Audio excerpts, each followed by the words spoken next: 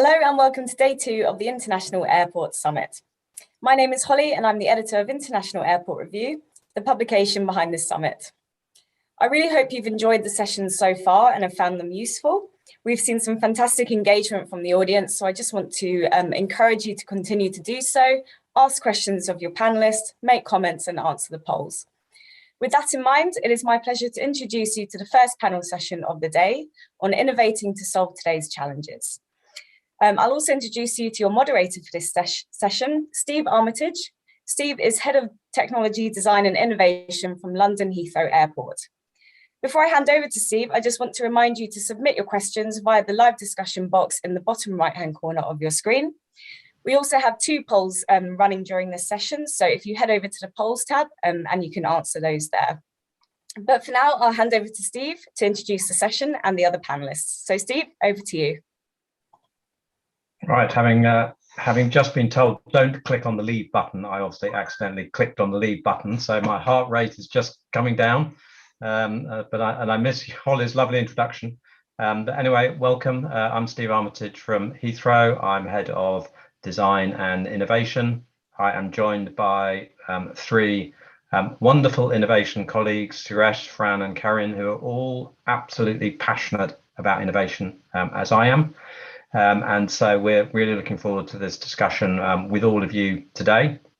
So rather than me very badly introducing them and allowing my heart rate to get back to something normal, what I thought I'd do is during their opening remarks, let's just let everyone introduce themselves. And obviously innovation, it's been a very difficult time for the industry and particularly innovation. So I was just asking the question for everybody, what's the last couple of years meant for you and your innovation teams? And then if you just want to introduce yourself during that. So going on the order in which you appear on my screen. So Suresh first, over to you. Thank you, Steve, and thank you, Holly, for this opportunity. You've just gone on to mute. Sorry. Thank you, Steve. Thank you, Holly. And so I think the past 2 years, I think everybody has gone through this challenging time of, coming to grips with the new reality of the world. And, everybody's resilience has actually been tested. So I would say that, as an organization, we certainly were a little bit, I would say, protected in the sense that, we had started our digital transformation journey almost like 2015, 2016, during that time. And when we started to lay down our roadmap, we were basically able to also find out, what are those various aspects of, the passenger journey, how we can improve them. And while we began to walk this journey, we also brought in the face biometric ecosystem. We got it tested, and there's a policy around that as well. And while we did multiple initiatives, we were certainly caught sort of off guard with the pandemic having hit us and everything coming to a shutdown. And then we were trying to see how we can come back to our operations, get back passengers into the terminal. And during this whole process, we realized that because we had started our digital transformation journey already, we were almost there in terms of our preparation. We were very quickly able to get back to normalcy. With all the new constraints of the pandemic, we were able to roll out the passenger processing ecosystems and get all the stakeholders also into the game and give passengers a safe experience. So I would say what we learned was that we had to sort of accept the situation that was there, adapt to the situation, and then advance or move on from there. And yeah, I think this has been an interesting past 2 years, and hopefully we have the pandemic behind us now. And now we are coming back to almost normalcy with 70 to 80% of our passenger traffic from a domestic perspective having resumed air travel. International is a challenge area. And yeah, that is, I think, something which will over a period of time resolve as well. Yeah, and I think, by the way, I did not introduce myself. So I'm Suresh Kadakbavi. I head the Innovation Lab at Bangalore International Airport. And yeah, over to you, Karin. You want to? Thank you, Suresh. I'm Karen. I'm Head of Strategic Development and Innovation at Swedavia. Swedavia runs and develops 10 airports in Sweden, so a network of airports from very small ones to larger ones like Stockholm Arlanda Airport. For us, it's been a quite challenging time for innovation. We've had a system in Sweden with short part-time unemployment. So a big part of our team has been working only 40% over a year and a half. So a lot of the innovation activities have been put a bit on hold, even though we've continued working on innovation, proof of concept, test, and so on, which also, of course, have been more focused on safe travel and current challenges than maybe things we were working on before. But also during this time, we have, within Swedavia, taken the time to do a reorganization. And in that reorganization, we have also put in place a new business unit that is strategic initiatives and innovation, and thus putting focus and resources and people together to work on these more long-term strategic priorities for Swedavia. And in that, I'm heading up both the innovation team, but also leading some strategic initiatives working on digital transformation and future multimodal mobility hubs.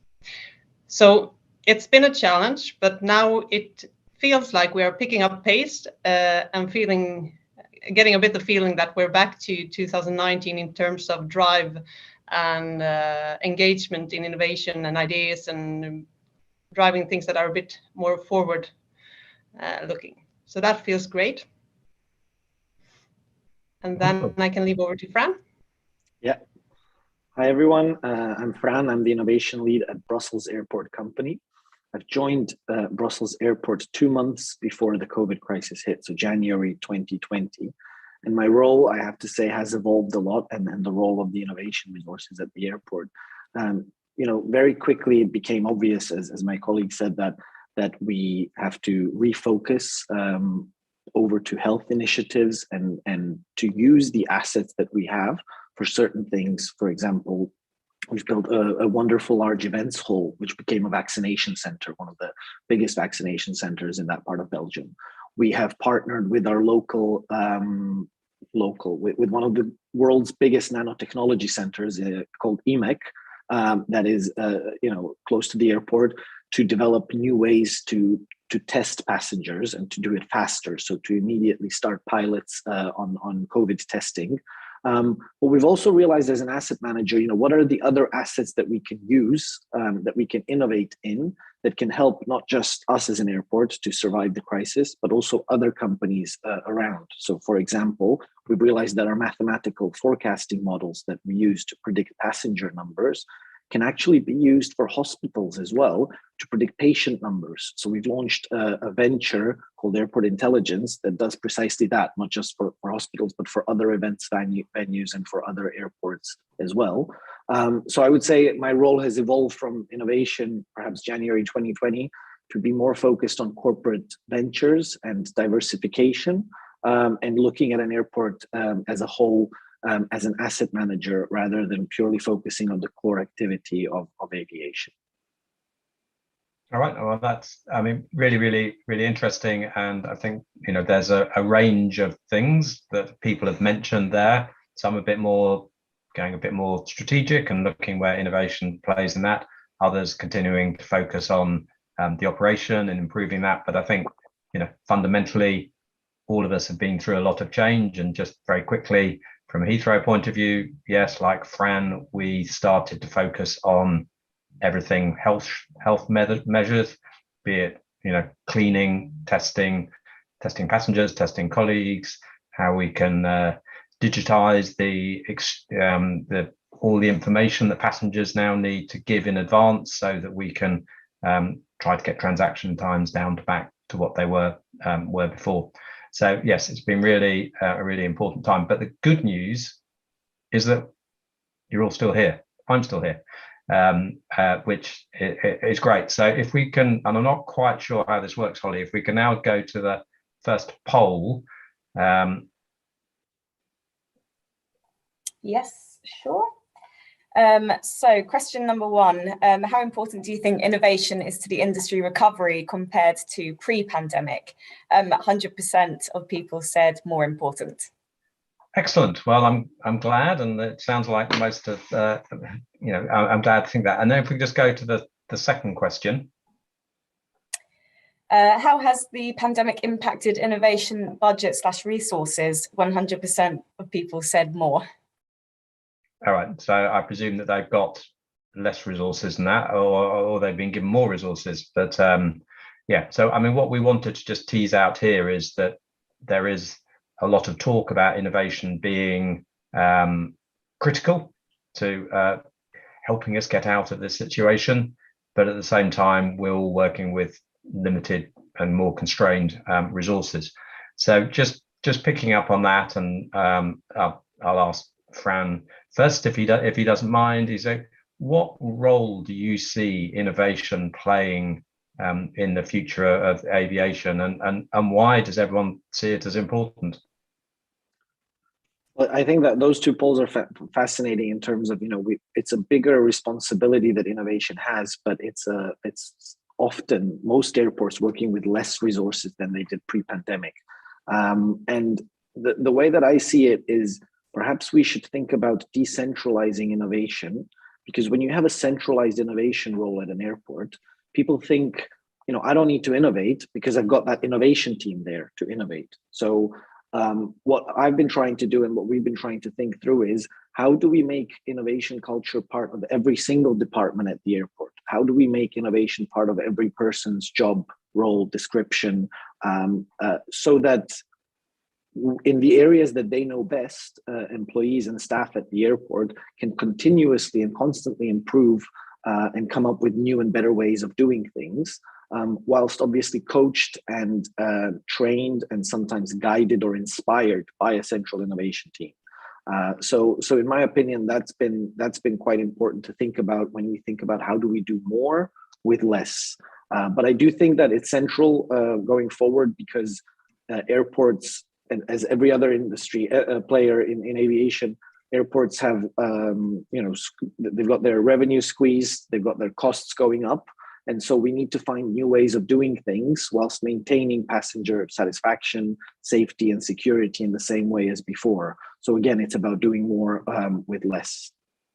Okay, I think it's really interesting that you picked up on the kind of like organizational design and where innovation sits. I know in Karen's introduction, you mentioned that you've had a reorganization too. So do you want to talk a little bit more about, I suppose, why do you think innovation has been moved into this new role?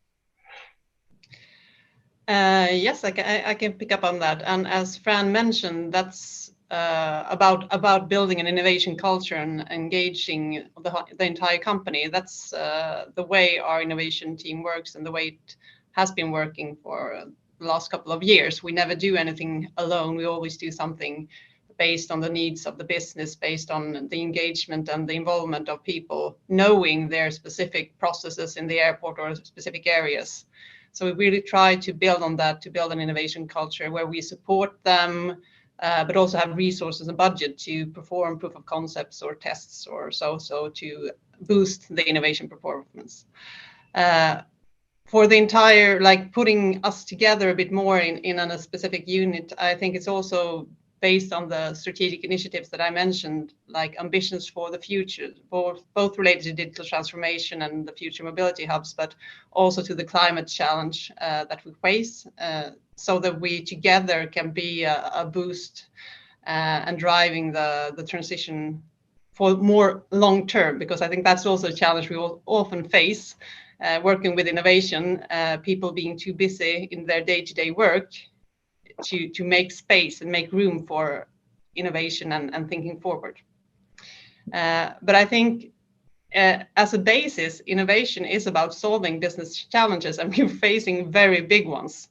Thus, I think many people think that innovation is more important because, as you say, we need to solve a lot of different challenges. We need to do it with less resources. We need to do it in ways that are not affecting the environment, that contribute to the climate, going to a fossil-free air travel, so many challenges. So I think that's why innovation is on a lot of people's lips, talking about it and how we can do that. Oh, fascinating. So Suresh, just building on that.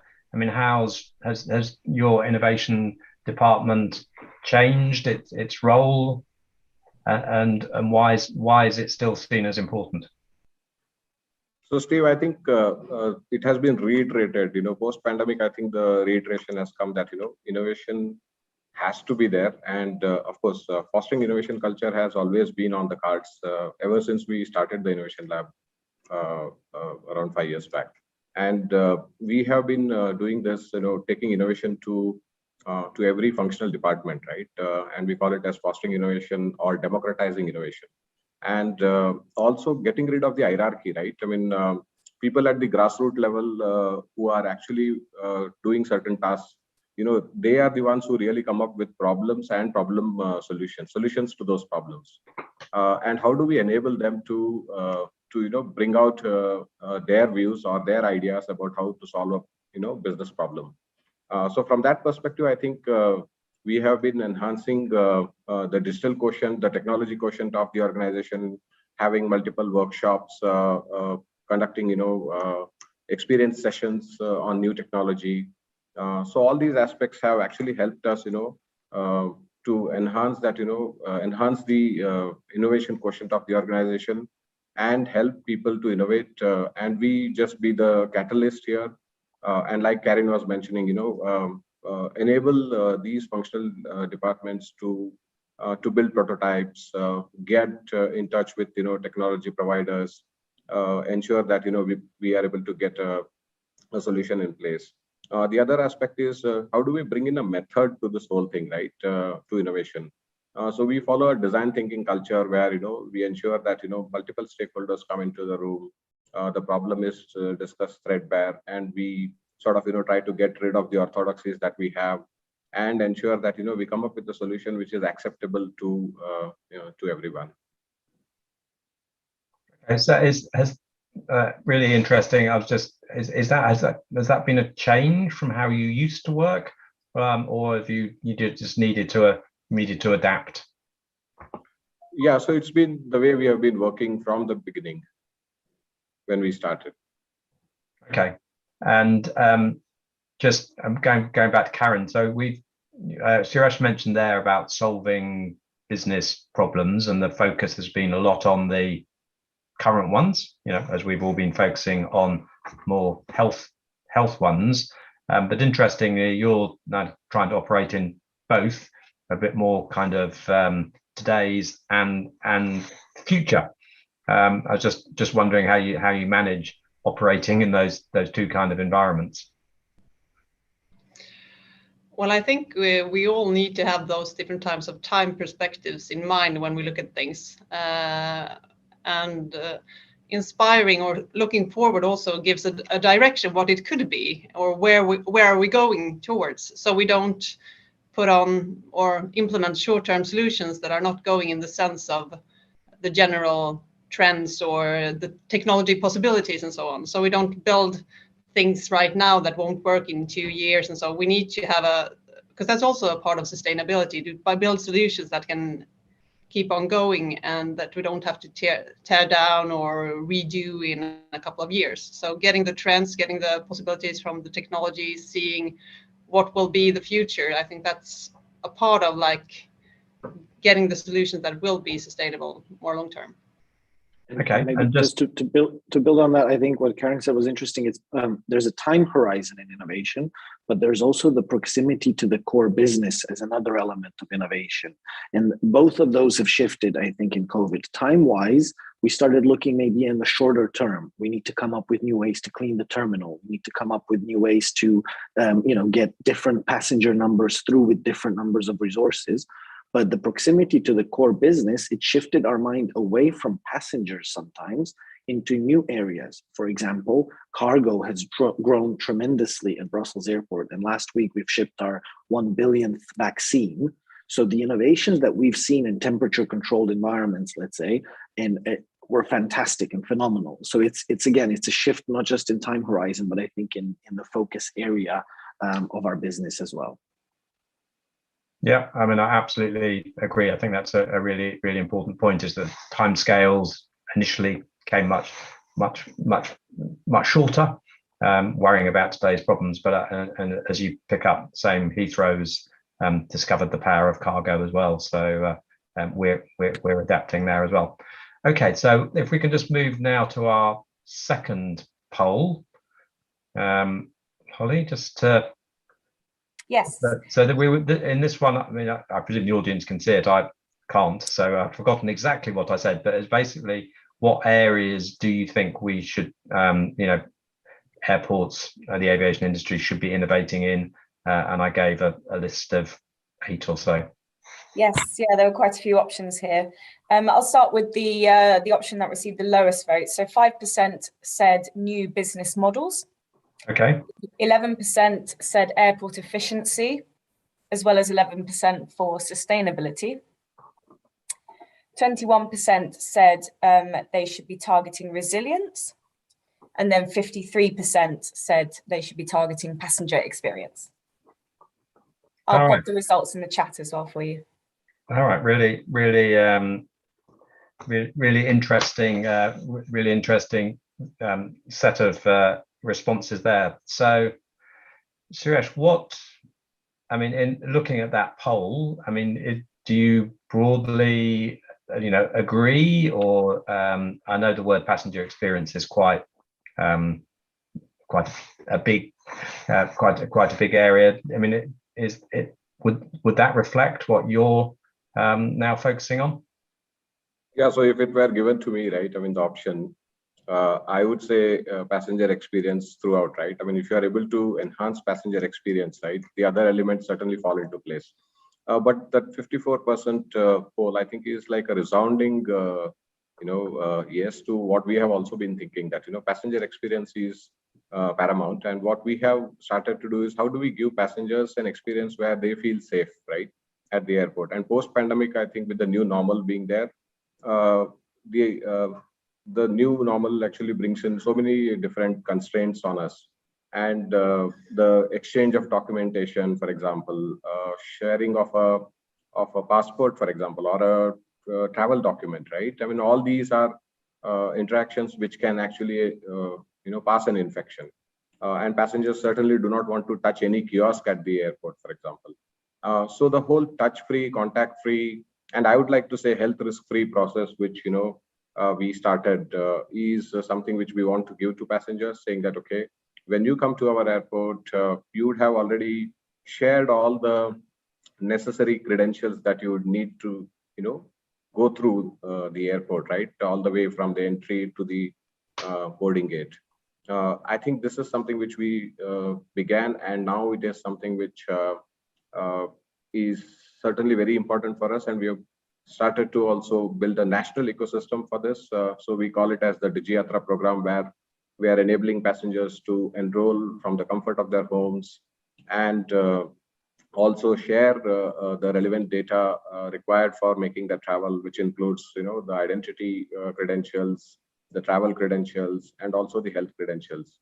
So I think this is something which will bring in a lot of convenience, and the fact that, it makes the whole journey much more health risk free. So yeah, I think that's what I would like to say. Excellent.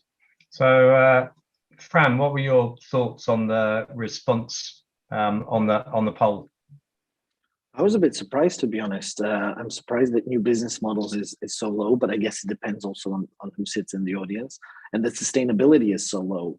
So sustainability, we've seen the industry really make this strong commitment and a shift to putting sustainability at the very heart of aviation recovery.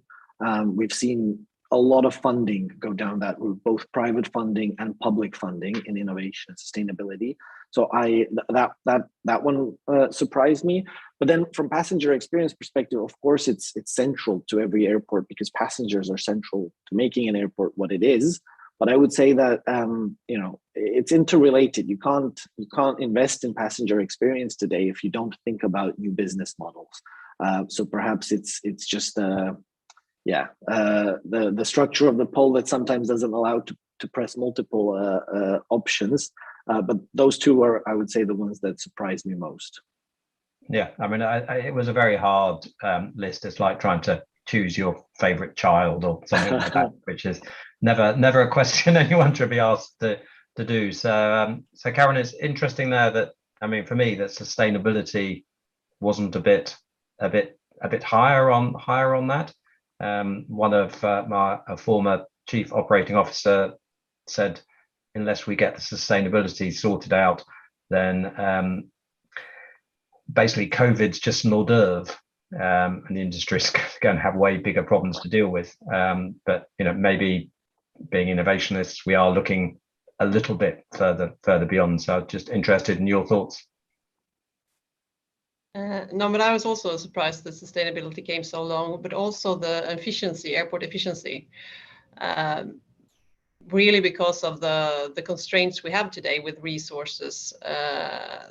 I think that's two aspects that need to be part of everything we do within innovation. We need to, even as we build the passenger experience, we need to do it in a resource efficient way, both in terms of money, but also in terms of the environment and other aspects. So I think, as you say, Steve, I think if we don't solve the sustainability issue, then it will be very, very hard going forward in our industry. But just to add to that, I think I'm now realizing we're all thinking like passengers, as we should, and we are passengers. And what I've realized, I've traveled quite a lot during the pandemic, during the biggest lockdowns. And the passenger experience has gotten even more stressful. You keep thinking, do I have the right documents? Will someone stop me somewhere? Should I be wearing my mask in a different way? So a lot of things have added to the stress of travel and removed the enjoyable factor of travel. And perhaps, we all industry professionals listening to us here, etc., are also just thinking about that from a passenger perspective. I want to go back to the times when travel was really enjoyable. And maybe that's the reason that it scored so highly. Yeah, no, I agree. And I think it is important to, kind of have the sustainability and inclusivity in everything that we do. So now, I mean, just in terms of coming to Suresh first, so what areas have you accelerated or are accelerating, and what ones have you slowed down as a result of the pandemic? And I will ask the same questions to Karen and Fran as well. So Suresh, if you want to just start with that one. Yeah. So Steve, I think for us, it has always been passenger experience at the forefront, right? And if you really look at it, right, if you are bringing in a better passenger experience, obviously you would have a more efficient process, right? That comes a default. And when you enhance passenger experience, obviously there is something else which you get, which is a happy passenger in the terminal building. And hopefully the happier passenger would be able to spend more, right? So you get more revenues as well. So 3 of our business objectives are achieved by that. And I think we have been focused only on these 3 key objectives. And of course, to talk about sustainability, if you really look at it, right, if you bring in, say, solar energy, what would happen? I mean, you actually reduce the cost of operations of the airport, and in turn, the passenger has to pay less. So I think, just back to that poll question, I think perhaps, it was more because perhaps passengers would have, responded to the poll. I think from their perspective, the experience bit was the most on their priority list. Yeah, so for us, I think it has been completely driven by these outcomes that we have tried to achieve, which is passenger experience, efficiencies, and revenues. And everything is driven by these outcomes, and everything that is required for achieving these outcomes, we get funds. For everything else, it can wait until we recover from this pandemic. Okay, so come to Fran. Same question. What areas have you accelerated or slowed down as a result of the pandemic? Well, in terms of accelerated, I think sustainability is an area we've definitely accelerated, winning Stargate, the major EU Green Deal that we're taking a leading role in together with other airports and industry players is definitely a catalyst to that. We've accelerated innovation in cargo, as I've mentioned already, and temperature controlled goods movement. And then one area that really helped us get through the crisis is our data science capabilities and passenger forecasting capabilities. So our passenger forecasting models pre-COVID had a very high accuracy rate of about 97%. During COVID, they went down to about 85, sometimes slightly lower percent accuracy, but still really helped us to plan and to be operationally efficient at the airport, to know how many passengers are going to come through the airport tomorrow means to know how many resources to plan for that adequately, so to keep our costs down. And then from what we've slowed down, I would say, when I've joined, we were talking about, for example, opening a new innovation ecosystem to building or remodeling was already underway for a new building 54, which was going to be home to startups and corporates working together on new innovation activities at the airport. And we had to slow that down more from a perspective of just physical spaces have become slightly less pertinent. And we are restarting that now, and I'm really excited about that. But things like that, things that involve the physical element. So certain parts of our airport business district, which are focused on events, conferences, etc., things like that have generally slowed down. Thank you. And Karen? Yes, as Fran mentioned, sustainability has been a key focus and kept on being a key focus for Swedavia. We went net zero in our own operations in the end of 2020, and so that has kept going, and we're still working a lot on that. We're looking forward for electric aviation, new types of hydrogen biofuels. What will that be to accelerate the transition? But I think in other aspects, the data part, how do we use data both to identify crowds, to, as Fran mentioned, do predictions, do use it to optimize our processes and our resources in the best possible way? I think that's been accelerated. More in general, I think the use of the mobile phone has been accelerated in the society as such, for mobile payments, documents, everything. So I think that's also a part of the touch contactless journey, so to say. So I think that's something that has been accelerated, and that will be also going forward, looking to how can we get the passengers more travel ready before they get to the airport, so they have a more smoother and seamless experience getting to the airport, and they just being able to walk through, whether it be a biometric or another type of solution. But I think that's something interesting. Also, something I think is around digital and virtual collaboration. I mean, we're all now pretty used to work on Teams and so on, but also in the operations, or what can we do remote? I think we have a different look on actual being in the place where we do some sort of task, being supervising screenings or something. Where do we actually need to be when everything is connected and we can get screens and we can get the data to other places? So I think that's an area also, different types of remote concepts, which we also see as very interesting at Swedavia, as we are 10 airports. So we have the possibility to collaborate. If there's a peak in one airport, maybe it's calmer at another one. So how can we take advantage of that? Really interesting. So you mentioned, the whole kind of digital and biometrics, and I know from our conversations earlier with Suresh, you talked a lot about what you're doing with biometrics, and I think you're probably further ahead than the rest of us.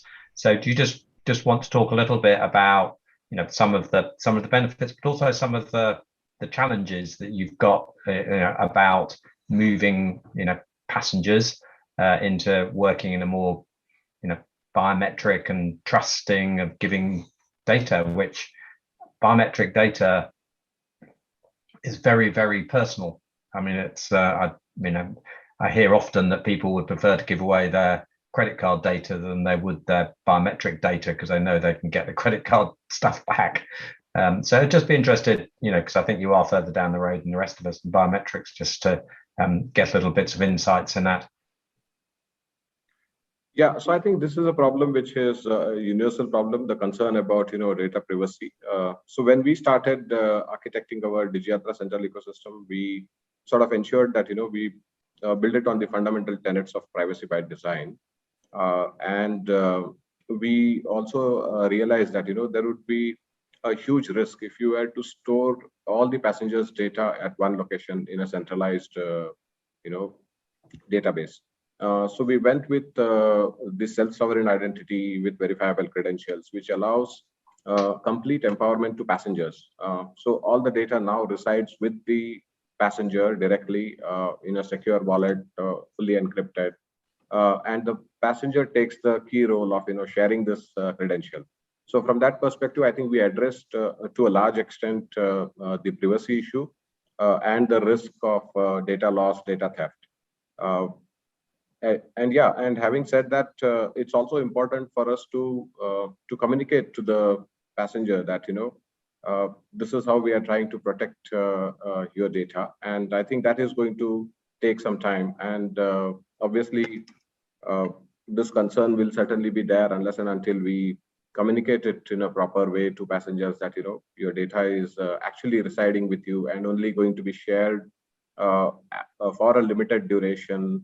And that data cannot be used by anybody else, right? So when the data is shared by the passenger to an airport, only the airport operator can actually open the data because it's been addressed to that particular airport.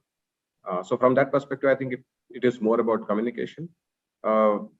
And the other aspect is maybe I would like to also give a few examples of what we have done.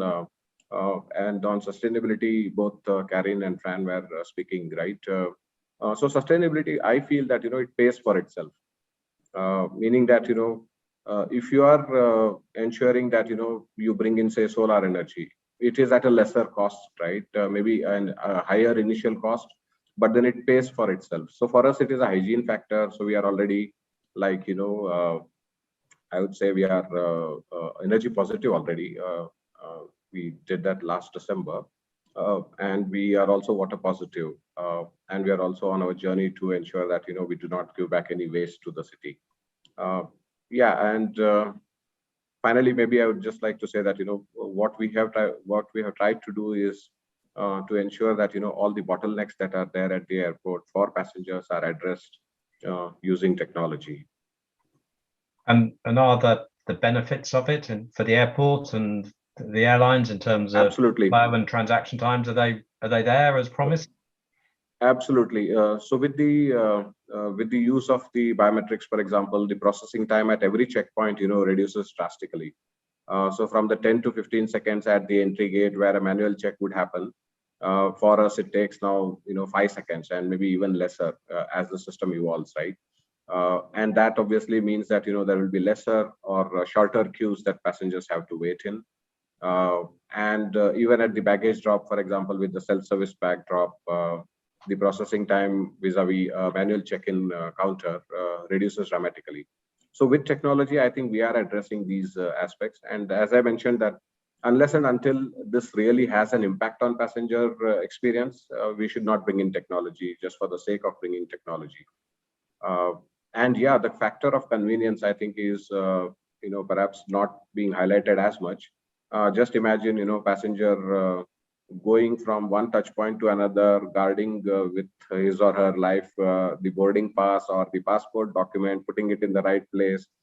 All these aspects, right, I think are being done away with biometric travel. So I think from that perspective, it helps passengers very well.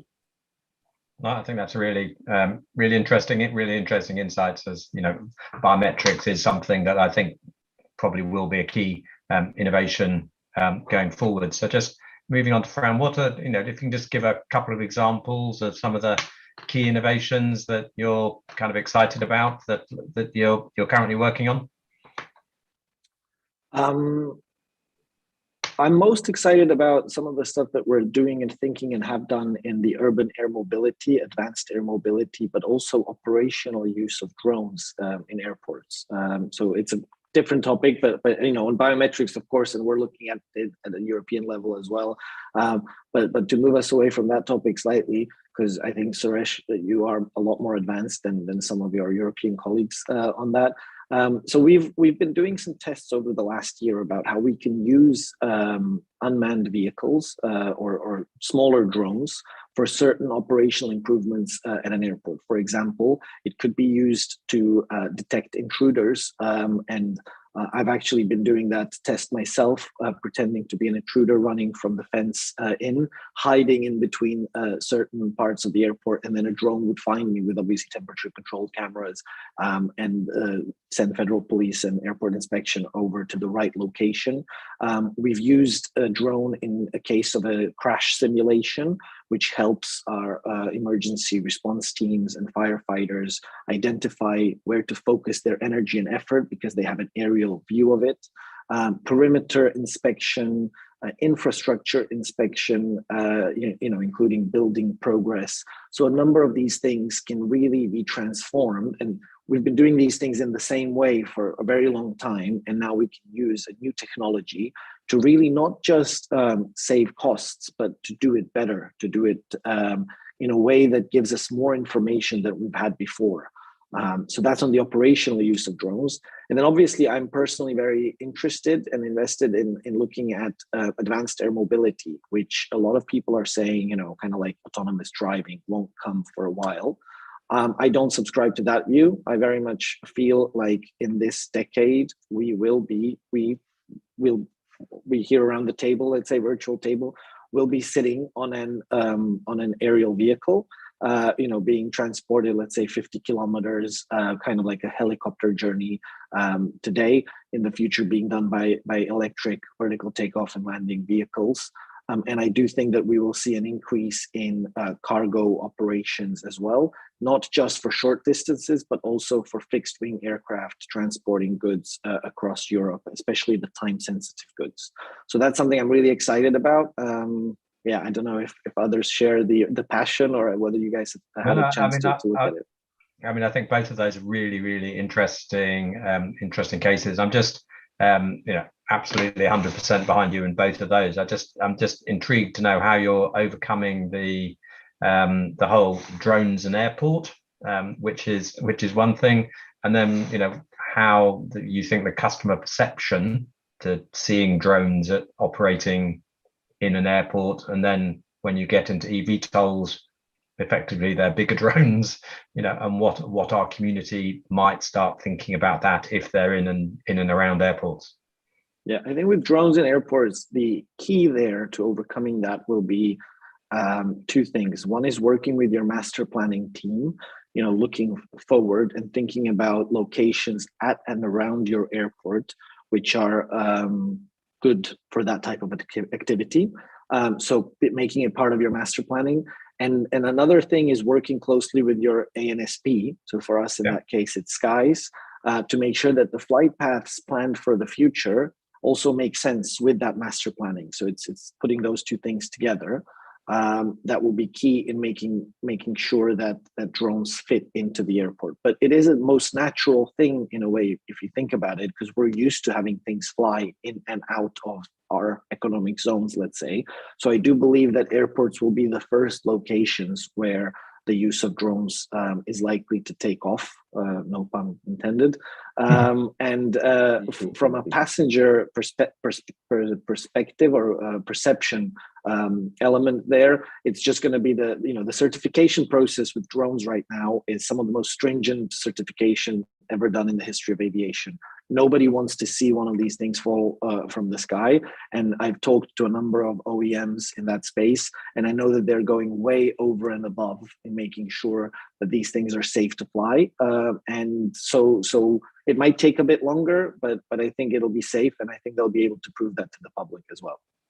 Okay, yeah, no, obviously safety is top of all of our agendas. So Karen, what key innovations are you excited about at the moment?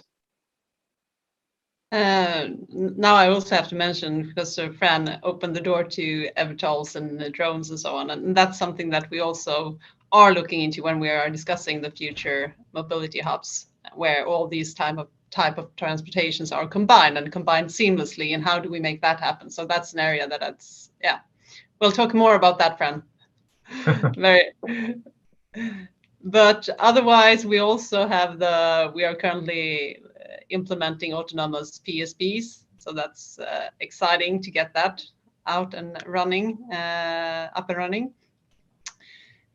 Otherwise, as I mentioned before, the digital and virtual collaboration, how do we do things remotely, and can we supervise some of the parts in one airport from another airport? I think that's an interesting area that we work on and that we will explore more forward. Also, the part when we've discussed it, it's the seamless travel. How do we get it better, and how do we get it not only focusing on our airports, but we mentioned, and Suresh have been talking about it also, how can we get the passengers prepared in advance? What can they do before they actually arrive to the airport, so that we can optimize our infrastructure with smart digital solutions and improve the passenger experience at the same time? So how do we get that combination of things going to get a seamless experience based on smart digital solutions that enable smooth and seamless processing? Yeah, no, I absolutely agree. And so obviously airports are made up of multiple stakeholders, obviously airlines and security. And I mean, what role do you see airports in facilitating that kind of passenger data? Because if everyone keeps it in their own silos, we're wasting that opportunity to use that data. Yeah, I think that's something that we need to get better in sharing and collaborating around, because we all have the passenger in mind and the passenger experience, but also in the operations side. And I think as others also will look into AI image recognition, and maybe those kind of technical solutions can also help us provide a common vision of the situation at the airport. All the different types of data that allows us to have discussions about the actual situation, the actual passenger experience, or all these types of data. If we can get it and get the common vision, I think we can improve both efficiency and passenger experience. Excellent.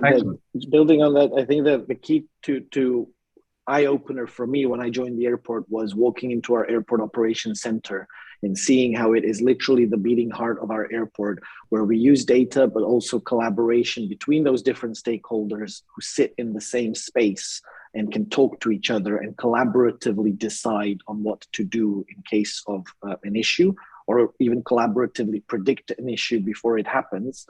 So our colleagues in APOC are the ones that I'm in awe of kind of every time I pass by there, and the impact that it has on smoothing those passenger journeys. Excellent. But I think that links very nicely to one of the questions that we've had coming in. So one of the panelists on yesterday mentioned the 3 E's that drive innovation at an airport. And I'm not going to ask you to list them, but more just comment on them. So that was put forward that it's efficiency, earnings, and experience that drive innovation. So I was just interested in your comments. Are they interdependent? How do you manage those? Should there be another E in there? I don't know. Not that I know what the other E might be, but just your comments on the 3 E's of innovation, which, if I'm honest, is something I haven't come across before, but I quite like it. And we've talked about efficiency and experience, but slightly less on earnings. So anyone want to start on that one? Yeah, I think I've got a view. I personally think those 3 are too interrelated. If you've got high efficiency and high experience, you're going to have high earnings, and vice versa, right? So it's very interrelated there, and it makes sense. But yeah, sometimes in innovation, practitioners tend to forget that we are commercial organizations, and we need to make sure that innovations that we want to launch and think about have to have a net positive business case. And it has to be, it can be sometimes that, and you say, I'm going to increase or improve my passenger experience using whatever it is that I'm investing in, but it does also translate ultimately into higher earnings or lower costs, higher efficiency for the airport. So having that commercial lens in innovation, I think, is important because it's easier then to get initiatives approved through the traditional, let's say, decision-making process of any organization, including an airport. Yeah, no, I think that summarizes my view as well, and I think it's really important to bear all of those things in mind. And Karen mentioned before is about supporting the business goals, and not just doing shiny technology new things for the sake of shiny technology new things. But I'm sure we're all in the same place on that. So, I mean, had a question come through that I'm going to slightly just tweak a little bit, which is all around the kind of standards. I know it's a very difficult word, particularly when there's lots of innovation and new things. I mean, how in an ideal world, everybody would be working to the same standards. It would all be interoperable, and it would all be wonderful. But we all know it doesn't quite work like that. So, what's your thoughts on kind of trying to create some standards for aviation to help all of this new stuff be interoperable and work? Shock silence. Yeah. Sure. Yeah, Steve. So I think standards is something which I've been also saying about on multiple other forums. The aviation industry has actually multiple different standards for various aspects of the passenger journey. And this is, some of them are archaic legacy sort of, protocols and standards which are still being followed. And I think it is high time. I gave this example of GSM. For example, if you are a mobile phone user, right? I mean, you go from one country to another and you still are able to hop onto any network from any country. That's because of the standards, right? And I strongly feel that, in right from passenger reservation system to passenger processing, everything has to be standardized. And I think the aviation industry has to take this up, and we need to build a committee or whatever to make this happen, right? And that is something which is very important, because most of the airlines have got an apprehension in integrating to various ecosystems that we are building, for example. And the reason is that, for every integration, there is a cost that they incur. And every integration is a proprietary integration. So I think from that perspective, we are not following the right standards. IATA kept telling about the API economy that, they would be building. But that is still not happening, right? Simplified travel, I think something like that is said. And I feel that, it's high time we get this thing sorted and we get the right standards so that, we can interoperate. IATA 1ID, for example, has been sort of, trying to bring in some sort of a standardization in passenger processing. That's a very good thing. But at the back end, there is a lot that needs to be still done. We have the CUP standard, we have the common use self-service standard, we have the common use terminal emulation standard, and then airlines have their own proprietary interfaces. So it's all a mess. Yeah, and it takes a long time to get those standards. Absolutely. And technology works, at speed. I mean, I think some of the lessons that we learned around suddenly trying to get some standards around health data is interesting. And I, broadly, people are roughly coming down on the same kind of standards. But then the bit that we fall down on is that the governments then don't, kind of have a standard set of rule sets. And so then if some government introduces another standard, that means the standard ones that you've introduced doesn't work. So I was going to go on to a different, just a different question. So, and I'll start with Karen if she doesn't mind, and I'll give her the question so she can prepare. But it's just around, lots of people have said that the pandemic's been, really bad, and for the industry, it has been. Are there any positives that you think have come out of it for innovation? I think in terms of innovation and digital maturity, I think it's been quite a boost for in some areas. I mean, we've been working from a distance using digital solutions to communicate, to team up, to do things.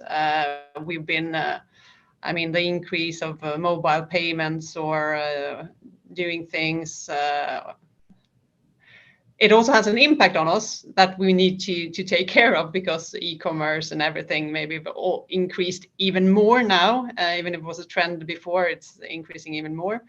But I think that that's something that our passengers and the society as such has become more digital mature during the pandemic, because they have been forced to use solutions that maybe before they hadn't used. So I think that's something that goes in line with maybe potential for accelerating innovation in certain types of areas. Agreed. Fran, have you got any comments on what some positives? I think the passenger numbers have obviously dwindled, and they will come back. But when they fell so drastically, it made us think about, well, wait a second. So passenger numbers might not come back so soon. What else do we have at the airport? What else can we focus on? And we've discovered these wonderful areas, and that's kind of one of our pillars of our strategy, diversification of activities. And we've really invested our time, our energy, and our resources into thinking about how to develop them further. Now, passenger numbers will rebound, and they'll hopefully come to the levels they were before the crisis and continue growing, but we will have a diversified set of activities which will make our airport a more resilient organization. And I think that's probably one of the, let's say, most positive effects that the crisis has had on us as an airport. Yeah, and I mean, the one that I will throw in is around the collaboration between the various industry stakeholders, between airports, but then also recognizing, with airlines and other stakeholders that, we need to all solve this together. So I think I really hope that kind of collaboration part, really carries on going forward. Plus I think people are a little bit more happy to try things, realizing that it is a very different world. So yes, things need to be done differently, and so slightly less resistance to change. So we're just coming towards the end of our time. Has anyone got any final comments they'd like to just use to wrap up? Well, to me, I just found it very fascinating how many topics we've covered, how many different areas there are. And I'm quite confident that our industry will recognize the need to put resources back into innovation, and that it will, the effects will be positive, net positive over time of what the crisis did to us as a discipline, but also to us as an industry. But it was fascinating just to hear the variety of topics that we're all thinking about at the moment. Excellent. I also think that, as you mentioned, Fran, often when someone asks me, okay, you work with innovation, what does that mean at an airport? And it's such a great variety of questions. Well, we know that it's actually like a small city or a smaller society with all these different aspects needing to be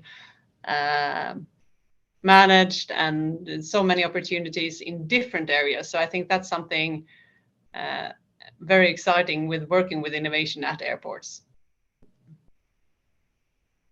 So Steve, for us, innovation and digital transformation has actually been the savior, and it has actually helped us become a more resilient organization. And our organization is even more committed post-pandemic to innovation and digital transformation. Well, I mean, I must say, I mean, having this chat with you guys, it's really inspired me to go out and do more. It's been fantastic. But anyway, I'd just like to thank you all. So Suresh, Karin, and Fran, thank you very much. And I'd like to hand back to Holly now. Thank you. Thank you, Steve. And yeah, as you said, thank you very much to Suresh, Fran and Karin for such an interesting discussion. The comments on the live discussion were going mad. So lots of really interesting observations made by the audience. So I do encourage you to go and take a look and perhaps respond with your own thoughts on some of those. Also for the audience, if you do want to reach out to the panelists and make some new connections, you can do that through the platform. Next up, though, we have a panel session on accelerating the airport digitalization process, which I'm sure you will definitely find of interest as well. So do stick around. That starts in about 30 minutes time. So you do have time to grab yourself a coffee, and we'll see you in the next session. So thank you. Thank you, Holly. Thank you, Thank Steve. you.